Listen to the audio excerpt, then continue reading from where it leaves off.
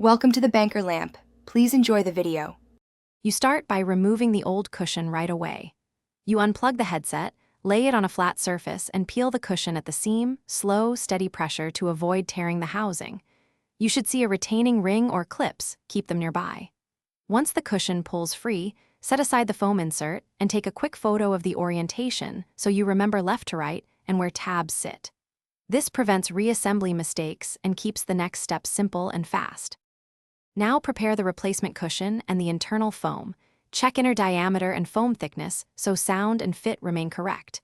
You align the foam insert to the speaker opening first, then position the cushion so any built-in lip or seam matches the headset rim. Once aligned, loosely fit the retaining ring or clips. Don't snap fully yet. Doing this lets you fine-tune placement without forcing material.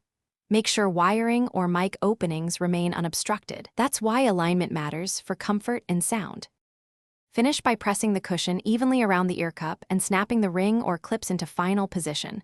Work in small sections so the lip seats uniformly. Once seated, wear the headset and play audio to test balance and seal.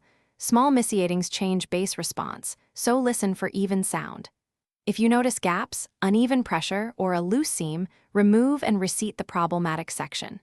Troubleshooting tip: if repeated reseating fails, swap to a different replacement cushion. Defects do happen. Thanks for watching. If this was helpful, leave a like and consider subscribing. See you next time.